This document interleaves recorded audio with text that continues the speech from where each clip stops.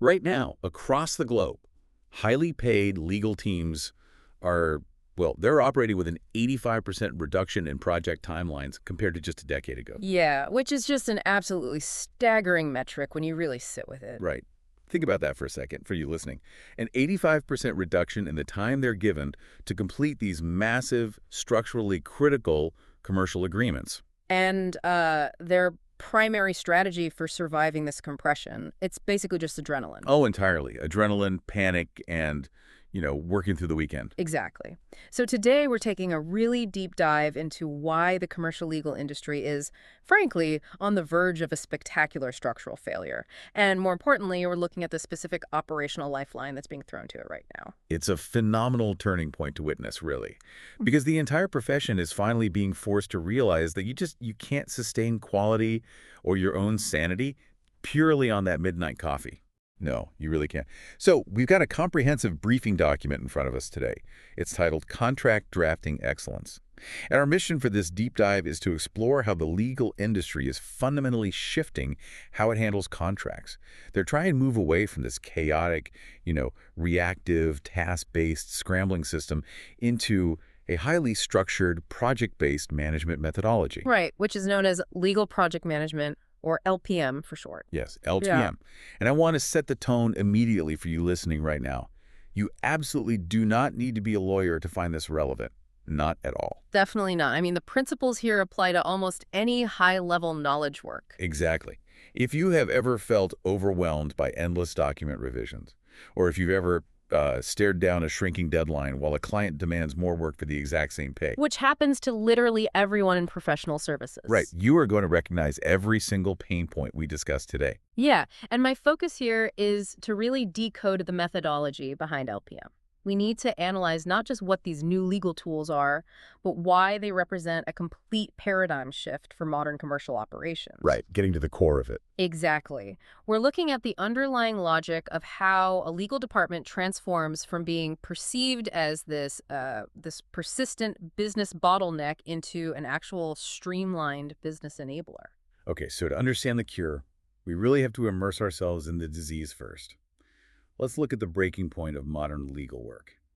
Our source begins by painting a rather grim picture of the current crisis happening in commercial law firms and in-house counsel departments globally. Yeah, and it specifically highlights the acute pressures within the African legal market, too. Right, and the core of the issue is this perfect storm of converging pressures. First off, contract volumes are just skyrocketing. Modern businesses simply require more agreements to function than they did, say, 20 years ago. Oh, the sheer density of commercial relationships has multiplied exponentially. I mean, Yeah. you've got vendor agreements, software as a service licenses, data processing addendums. Signed disclosure agreements. Yeah, NDAs, complex partnership structures, it's endless. But that massive increase in volume is colliding head-on with that brutal timeline compression you mentioned earlier. Right, the 85% stat. The source notes that what used to be a standard 2-week review cycle for a contract 14 days is now routinely expected in 48 hours. Which is wild. It's completely wild, going from 14 days to 2 days. And the contract hasn't gotten 85% shorter. It hasn't gotten simpler. If anything, it's the exact opposite. The regulatory environment has made these contracts far more complex. I mean, data privacy laws alone have added pages of mandatory stipulations to almost every single commercial agreement. Oh, absolutely. And this brings us to the third pressure point from the briefing. Counterparties are fighting back much harder. Yeah, the dynamic has completely changed. Historically, a major firm might send over a standard agreement, and the counterparty might review it lightly and just sign it. The balance of power was different. Right, you just trusted the big firm's paper. But today, organizations have developed their own highly sophisticated commercial positions. Right. They have entire procurement departments now. Exactly. Procurement, information security officers, internal subject matter experts, and they're all reviewing and challenging every single clause. They're returning pages just bleeding with red lines and markups. So you've got significantly more contracts, fraction of the time to review them, and the people you're sending them to are arguing with you more intensely than ever before. It's a recipe for burnout. Total burnout. And simultaneously, sitting right on top of all this immense pressure is the traditional lifeblood of the law firm, the billable hour. It's under severe attack. Yeah, clients are done with the blank checks. Exactly. They're demanding upfront cost certainty. They want a fixed fee. They want to know the final price tag before the work even begins. And the convergence of those forces is incredibly dangerous. The source actually describes it as both commercially dangerous and professionally exhausting, because without a system in place to manage these competing forces, lawyers inevitably fall into this reactive trap. I want to spend a moment on the psychology of that reactive trap. Like, what actually happens to the mind of a professional when they're stuck in it? Well, it creates a state of perpetual triage, you know? Like an ER doctor. Exactly like that. Unpredictable turnaround times become the norm because whoever is shouting the loudest gets their work done first. The lawyer stops acting strategically and starts acting purely defensively. Just batting away whatever is closest to them. Right. And financially, this leads to constant write-offs on engagements that go wildly over budget. Because the lawyer quoted a fixed fee based on a quick glance, but then spent 30 hours arguing over some data privacy clause with the counterparty's compliance officer. Exactly. The scope wasn't controlled, so the firm just has to absorb the loss. And ultimately, it results in frayed client relationships caused by inconsistent quality and missed deadlines. The traditional model is fundamentally buckling. You know, it sounds to me like playing a never-ending game of high-stakes tennis. But your opponent just keeps adding extra balls to the court, serving them faster and faster, but you're still only allowed to hold one racket. That is a terrifying but very accurate analogy. Right, you're just swinging wildly, hoping you manage to hit something over the net just to survive the point. But how long can an industry realistically operate like that before the actual quality of the contracts, like the legal protection the client is paying for, starts to degrade? Well, that analytical degradation is the unseen cost, right? When lawyers operate in a perpetual state of emergency, their high-level judgment suffers. Makes sense. Yeah, I mean, the analytical rigor required to foresee complex legal risk, it just begins to erode when your overriding goal is simply getting a document off your desk by midnight so you can move on to the next emergency. So, assuming we agree that burning out highly trained professionals isn't exactly a viable long-term business strategy, what does the alternative actually look like? This is where we hit the core paradigm shift outlined in our sources. It's the transition from thinking in tasks to thinking in projects. Okay, the move to legal project management. Right. The briefing proposes LPM as the structural fix, and the source makes a very explicit distinction here, which is crucial. This is not a generic software development methodology that someone just tried to forcefully shoehorn into a law firm. They didn't just grab a textbook meant for coders, cross out the word software, and write contract in crayon. Huh. No, exactly. It is a bespoke, tailored framework designed entirely around the realities of the legal environment.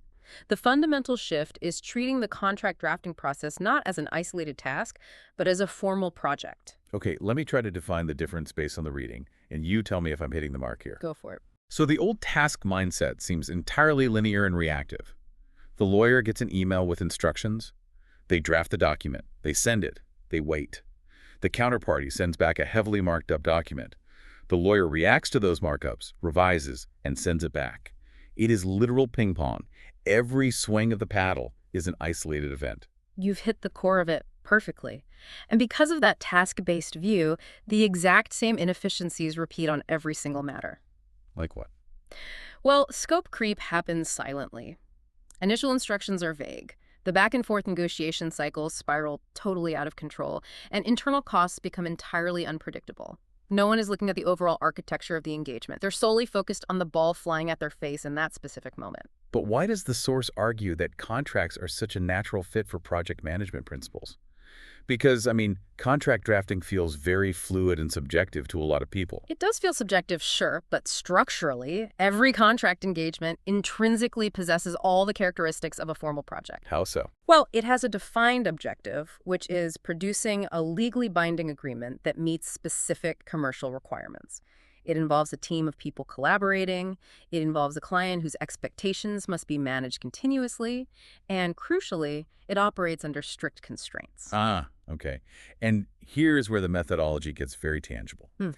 The source explicitly names these constraints, referring to them in project management terms as the iron triangle. Yes, the iron triangle. Time, cost, and scope. Let's pull that apart a bit. Sure. So the iron triangle represents the three competing forces that dictate the success or failure of any project. Time dictates when the client needs the final execution. Cost represents the approved financial budget we are working within. And scope defines in granular detail exactly what we are being asked to produce. And the immutable law of that triangle being that if you try to change one of those constraints, it automatically, unavoidably impacts the other two. Like, if a client increases the scope by asking for 3 additional supporting documents, it is going to cost more money and take more time.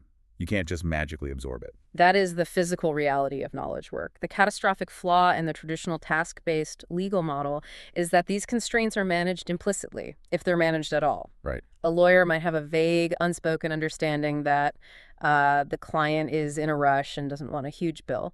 But legal project management forces these constraints to be managed explicitly. By locking down time, cost, and scope at the very beginning of the engagement, you build a foundation that actively prevents the usual chaos from taking root. Okay, so we've established the iron triangle. But knowing a theoretical triangle exists in a textbook doesn't actually stop a panicked client from calling you on a Friday afternoon demanding extra work for free. True. How does this methodology actually stop that behavior at the source? And I think this brings us to the first of the 4 practical applications detailed in our briefing: slaying the scope creep monster with formal intake. Yes. Scope creep is perhaps the single most destructive force in any professional services firm.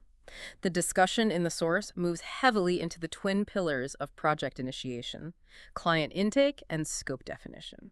You know, the briefing notes something really fascinating about the nature of scope creep. It's insidious. It never announces itself loudly. Never. A client doesn't call and say, "Hi, I'm going to expand this project by 40% and refuse to pay for it." It hides in tiny, seemingly harmless requests.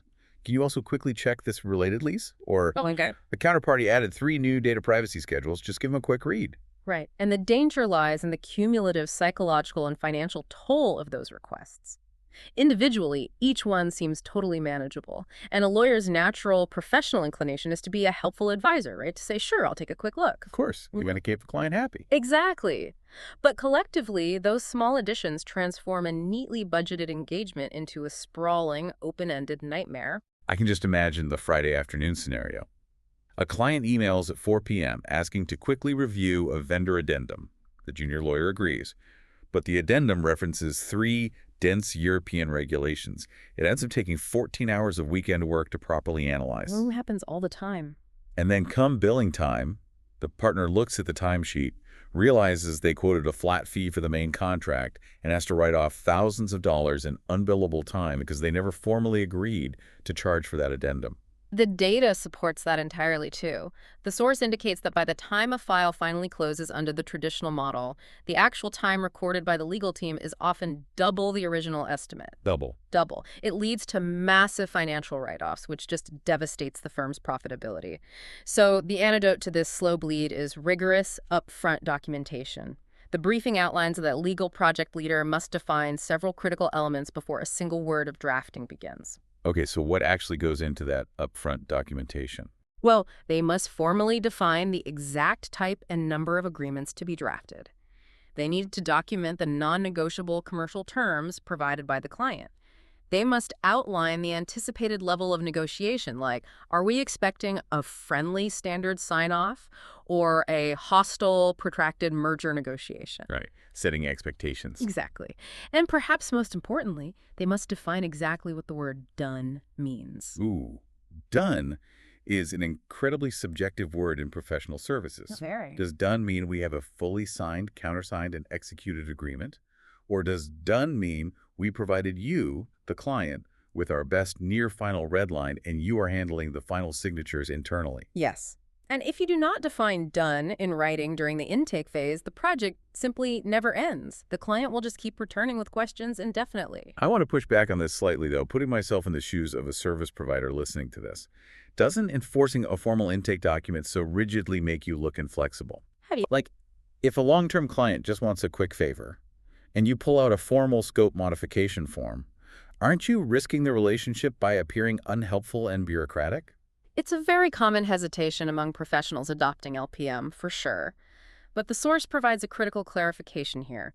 The methodology does not dictate that you refuse extra work. Okay. Businesses are dynamic. Commercial realities shift rapidly. Adding 3 schedules mid-engagement isn't inherently unreasonable. The issue LPM solves is visibility. So it's not about stonewalling the client. No, not at all. The additional work and the associated impact on cost and time must be made visible, acknowledged, and agreed upon by both parties before the new work commences.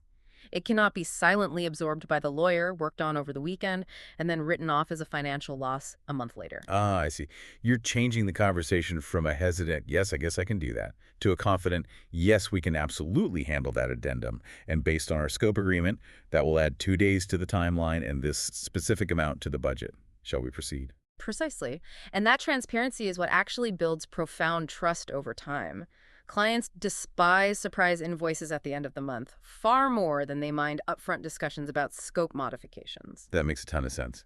So we've successfully secured the borders of the project. We know exactly what we are doing, and just as importantly, what we are not doing. The scope is locked. Check.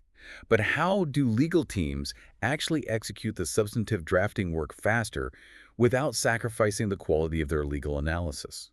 This introduces the second practical application. We are talking about the ultimate force multiplier, building a contract playbook. The briefing actually describes the contract playbook as one of the highest leverage operational investments any legal team can possibly make. So reading through the source, this playbook concept almost sounds like a rigid algorithm for junior lawyers. Is it just a flowchart? Like, if the client asks for X, argue Y. Is it really that mechanical? Well, it is highly structured, but calling it purely mechanical underestimates its value. At its core, a playbook is a centralized, living repository of pre-approved firm positions on the specific clauses that generate the most intense friction in contracts. We're talking about the heavy hitters here. Exactly. Liability caps, indemnification structures, intellectual property ownership, governing law, the stuff people always argue over. So how does that actually change the daily reality of the lawyer drafting the document? It fundamentally removes the exhausting, repetitive need to rederive the complex legal analysis every single time a new contract arrives. Rederiving the analysis. Man, it's like a mathematician solving a complex proof on Monday and then starting from a completely blank whiteboard on Tuesday to solve the exact same proof just because a different client asked the question. That is the perfect analogy, and that is the historical reality of law firms. By establishing an approved firm position, let's call it position A, and a fallback, minimum acceptable position.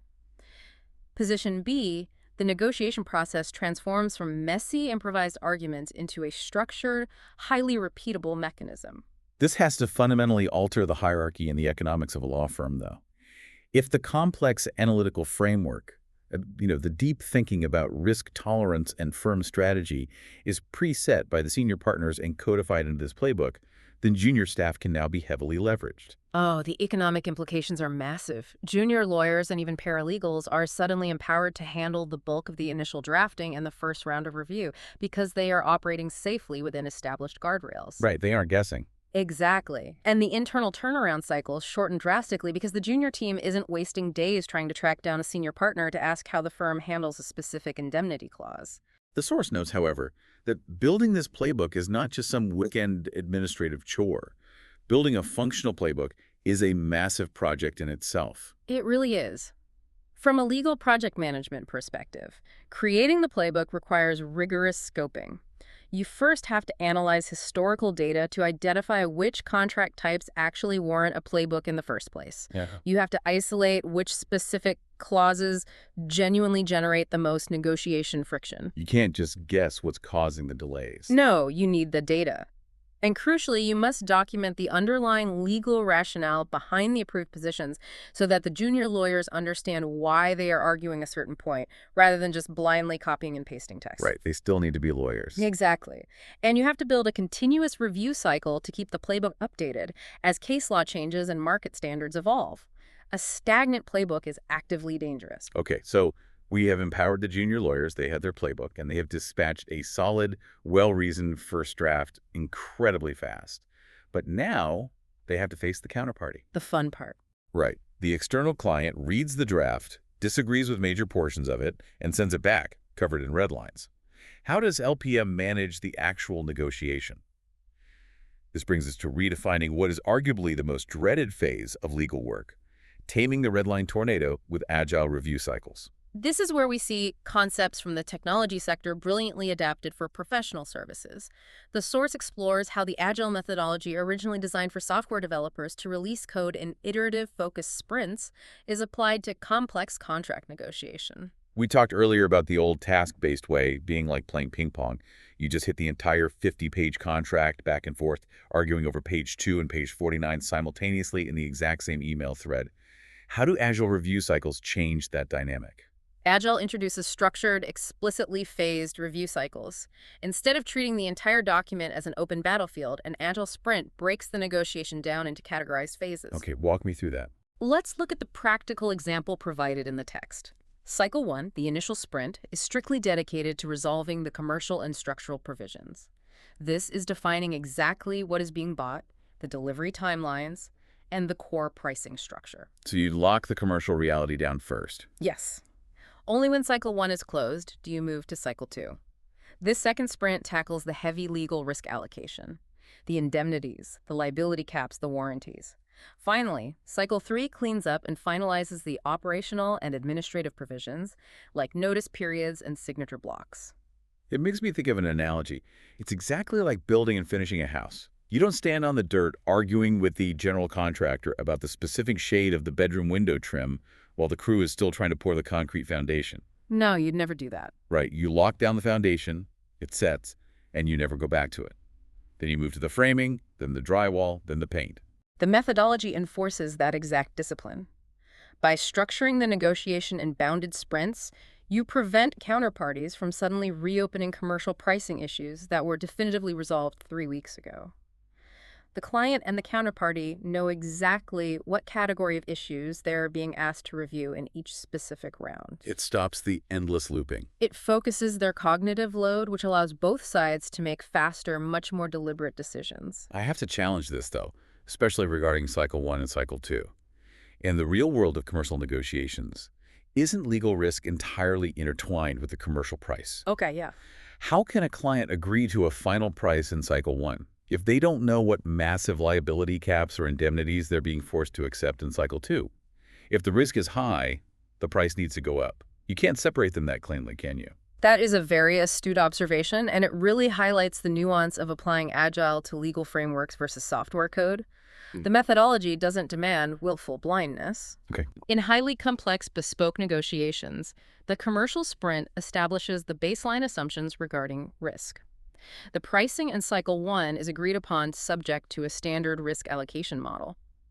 If Cycle 2 reveals that the counterparty demands extraordinary non-standard indemnification, the Agile framework flags that as a scope deviation from the Cycle 1 assumptions. Oh, I see. It provides a structured mechanism to revisit the price, rather than allowing the negotiation to devolve into an unstructured shouting match where everything is up for grabs at all times. So it isolates the variables. If risk goes up in Cycle 2, you know exactly why you're revisiting the commercial terms rather than just arguing in circles. Exactly that. It bounds the conversation. Furthermore, the source extrapolates that for in-house counsel handling high volumes of similar agreements, this phased approach is revolutionary. It allows them to batch process agreements. Speaking of in-house counsel, we need to zoom in on their specific ecosystem, because the pressures they face are structurally very different from an external law firm billing for distinct matters. Let's unpack the in-house revolution and the critical role of clear key performance indicators, or KPIs. It's a completely different environment. Right. The briefing makes a compelling observation. In-house teams don't just manage individual high-value projects. They are managing a continuous high-volume pipeline. It is a conveyor belt of legal demand that never turns off. And without legal project management, that conveyor belt inevitably turns into operational chaos. The source describes how, devoid of a system, in-house teams fall into a very specific, politically damaging reactive trap. Whoever in the business unit shouts the loudest or has the highest title gets their contract reviewed first. The squeaky wheel gets the legal review. Exactly. I can picture the end of Quarter Panic. A sales director runs into the legal department on a Thursday afternoon, demanding immediate approval on a non-standard software agreement so they can hit their quarterly bonus target. The legal team just drops everything, abandoning their structured work to fight this fire. And the consequence of that dynamic is severe for the entire organization. Turnaround times for everyone else become completely unpredictable. because they're busy fighting the fire. Right. The marketing team doesn't know if their vendor contract will take 2 days or 3 months because they don't know how many fires the legal team is currently fighting. As a result, the legal department quickly becomes perceived by the broader business not as a strategic protector, but as a bureaucratic bottleneck, an obstacle to revenue generation. Man, that's rough. So how does setting clear KPIs actually fix this toxic internal dynamic? By establishing and aggressively communicating realistic turnaround standards across the business, an in-house team utilizing LPM will define very specific KPIs based on their intake data and playbooks. What does that look like in practice? They will publish a matrix, like a routine NDA will be turned around in 24 hours. A standard commercial agreement using the approved playbook will take 3 days. A complex, entirely bespoke partnership agreement will require 10 days. You are essentially creating an internal menu of services Yep. with guaranteed, predictable delivery time. Exactly. You transition into a predictable service model. And the cultural shift this drives within a large corporation is profound. That seems to be the real hidden takeaway here. LPM replaces the panic-inducing drop-everything dynamic with a system where the business units actually learn to plan their own operations around the legal review process. Yes. If the sales director knows a complex custom contract takes 10 days according to the published KPI matrix, they are forced to submit it 10 days before the quarter ends. They can no longer blame legal for a missed deadline if they submitted it on day 9. It's brilliant. It moves the legal team from being reactive firefighters, constantly apologizing for delays, to being proactive, integrated operators holding the business accountable to standard processes. We have covered a massive amount of operational ground today. We've explored formal intake documentation to stop scope creep before it starts.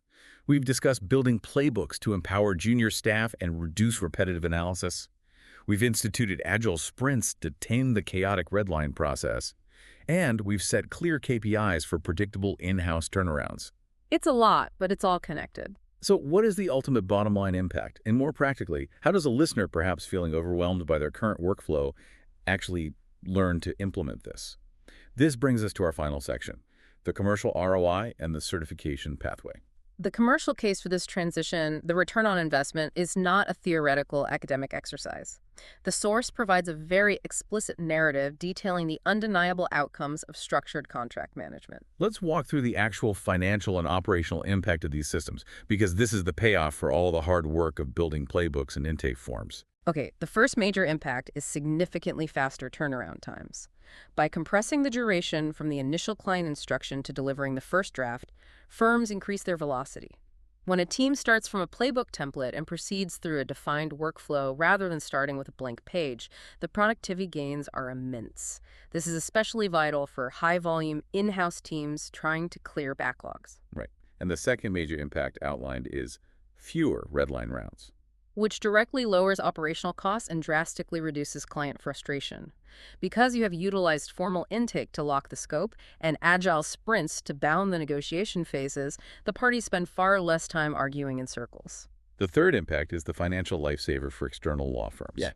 Dramatically reduced write-offs. We talked earlier about the partner losing thousands of dollars because a junior lawyer spent 14 hours on an unscoped addendum. Yes, and by controlling scope explicitly from day one with an intake document, you narrow that dangerous gap between the fixed fee you estimated and the actual hourly labor you incurred.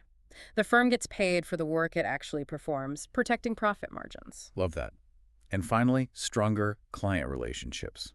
Professional trust is built through transparent, proactive communication.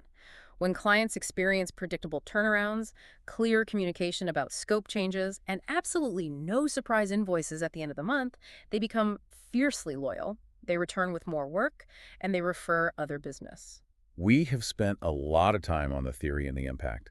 Let's talk about the practical upskilling. The source details a specific pathway introducing the applied LPM course offered by Pocket Advisor. The crucial element to note here is the formal accreditation.